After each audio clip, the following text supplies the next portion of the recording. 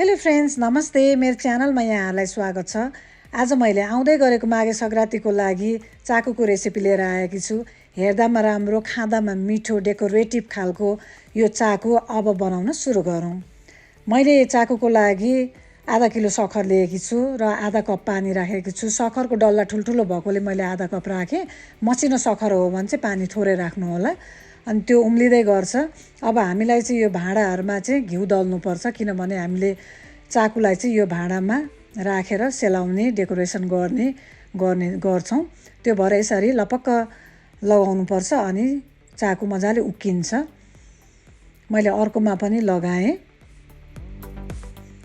र मैले चाहिँ यहाँ दुईवटा खालको चाकुको बुट्टा बनाउँदैछु। त्यो भएर मैले यो ठुलो थालमा पनि घिउ दलेकी छु र सबै भाँडाहरूमा घिउ दलिसकेँ। अब यो हाम्रो सक्खर पनि आधा पग्लिसकेको छ, आधा पग्लिन बाँकी छ। ल अब पग्लिसकेको छ, यी सबै एउटा पनि डल्ला छैन। अब यति भएपछि चाहिँ यसलाई छानिदिनुपर्छ। यो चाहिँ फोहोर हुन्छ, बालुवाहरू अलिअलि के परिरहेको हुन्छ, अनि छानिदिने यसलाई। मैले यसरी छानेँ र यो भाँडा यही चाहिँ मैले पखालेर लिएर आउँछु। अनि त्यसैमा फेरि छानेको सक्खरलाई राखिदिने र आगो सानो पारेर बिस्तारै चलाइ पकाउनु होला। यो चाहिँ डढ्न सक्छ चाँडै नै, अनि बिस्तारै यसलाई चलाउँदै पकाउने, हेर्दै ओर्दै। अब यो उम्लिँदै गर्छ। यसलाई चाहिने सामग्रीहरू चाहिँ मैले यहाँ ठिक पारेकी छु। यो सेतो तिल भुटेर राखेकी छु अलिकति, अनि सुकुमेलको धुलो अलिकति छ। नरिवल, मैले चाहिँ नरिवललाई यसरी मसिनो टुक्रा पारेर काटेकी छु होइन। यहाँहरूले आफ्नो इच्छाअनुसार काट्नु होला। अनि यो बदाम राखेकी छु, बदाम पनि ठुल्ठुलै मैले पारेकी छु। अनि तिल, यो दुईठामा तिल चाहिने भएकोले दुईठामा राखेँ। अनि नरिवल यो लाम्चो पारेर राखेको। अब यसमा चाहिँ यो इन्ग्रिडियन्ट्स राखौँ: बदाम, नरिवल, तिल, अनि सुकुमेलको धुलो र अलिकति मरिच, फ्रेस मरिच पनि पिसेर राखिदिएँ मैले यहाँ।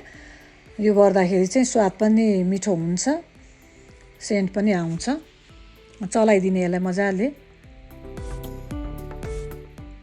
र अब हाम्रो पाक्न लागिसकेको छ यो। ल हेर्नुहोस्, अब पाकिसकेको छ। पाक्दा चाहिँ यसरी मजाले फिँज आउँछ। अनि कुनै सक्खर चाहिँ यसरी गर्दाखेरि धागो निस्किन्छ, यसमा चाहिँ निस्किएन। यो तयार भइसक्यो। अब मैले आगो बन्द गरिदिइसकेँ। अब यो प्लेटमा मैले राखेँ। अब कतिको बाक्लो पातलो बनाउने हो त्यही अनुसार राख्नु होला। मैले चाहिँ साह्रै बाक्लो ठुलो बनाइनँ, सानो बनाएकी छु। अनि यसलाई चाहिँ तिलले डेकोरेसन गर्ने, माथिबाट तिल राख्ने पहिला, अनि नरिवल, यो लाम्चो पारेको नरिवललाई चाहिँ माथिबाट राखिदिने।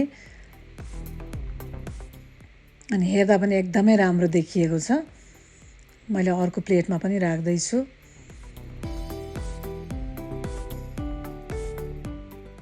यसलाई पनि त्यसरी नै तिल माथिबाट छर्किदिने। नरिवल राखिदिने र नरिवल यसरी राखेपछि चाहिँ अनि माथिबाट थिचिदिने। केयरफुल भएर गरिदिनु होला, फेरि सक्खरमा हातले छुइयो भने पोल्छ। माथि नरिवलमा मात्रै थिचेर अलिकति समातेर थिचिदिने। अनि बाँकी भएकोलाई चाहिँ मैले यो ठुलो थालमा राखेँ। यो ठुलो थालमा चाहिँ मैले यसलाई मसिनो टुक्रा पार्ने भनेर मैले ठुलो थालमा राखेको। पहिला हामी सानो हुँदा चाहिँ ठुलो सिलौटोमा यसरी राखिन्थ्यो। अनि सिलौटो त चिसो हुने नि त, अनि तान्दै यसलाई चाहिँ सेलाउँदै, अनि अलिकति सेलाएपछि यसरी हातले तान्दै अनि सेलाउँदै गरेर, अनि लोहोरोले ड्याङ कुटेर, अनि पछि हातले तानेर लाम्चो सेतो एउटै खालको राखेर बेच्ने चलन थियो। किनेर खान्थ्यौँ हामी त्यसरी। अनि अब यो थालमा त हुँदो रहेनछ होइन। त्यो भएर मैले चाहिँ अब त्यस्तो बनाउनु खोजेको पनि होइन, मेरो चाहिँ बनाउने अर्कै तरिकाले। अब मैले हातमा घिउ दलेर यो चम्चाको सहायताले चाहिँ निकाल्दिएँ। यसलाई निकालेर चाहिँ अनि हातमा लिएर चाहिँ यसरी डल्ला बनाएर लामो तन्काउने। अब पहिला चाहिँ यसरी मजाले तन्काएर सेतो बनाइन्थ्यो होइन। अब अहिले त मैले त्यो गर्नु खोजेको होइन। यसलाई जस्ट बाइट साइजको बनाएर घिउ चाकु खानलाई सजिलो होस् भनेर मात्रै टुक्रा बनाउनु खोजेको हो मैले। अनि यसरी अब तातो हुन्छ, अलिअलि तातो भइरहेछ मलाई। अनि अलिअलि यसरी तानेर लामो बनाइदिने। अनि एकछिनपछि यो सुक्छ, सजिलो हुन्छ कि पिटिक पिटिक भाँचिन्छ, भात्नलाई एकदमै सजिलो हुन्छ यसो गऱ्यो भने चाहिँ।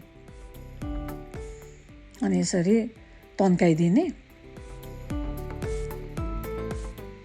अनि मैले चाहिँ अब स्वादको लागि राम्रो पनि देखिन्छ, स्वाद पनि मिठो हुन्छ भनेर सेतो तिल छर्किँदैछु। मैले यो चाकुको रेसिपी अर्को पनि पहिल्यै हालिसकेको छु, त्यसको भिडियोको लिङ्क चाहिँ मैले यसैको डिस्क्रिप्सन बक्समा राखिदिएको छु। अरू पनि माघे सङ्क्रान्तिको रेसिपीहरू छ, मैले लिङ्क राखिदिएको छु, हेर्न नभुल्नु होला। र यो चाहिँ यसरी मैले उक्काएँ, यो चाहिँ सजिलो उक्किन्छ, हेर्नुहोस् त कस्तो राम्रो भएको छ। प्लेटमा चाहिँ यसरी हातले एकातिरबाट ठेल्यो भने पक्लक्कै आउँछ।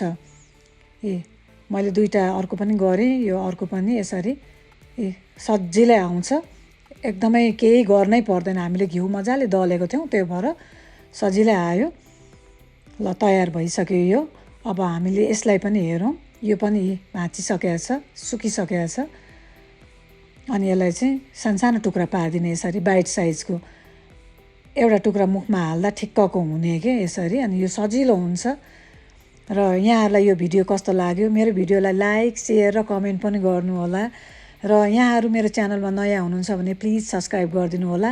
माघे सङ्क्रान्तिको धेरै धेरै शुभकामना।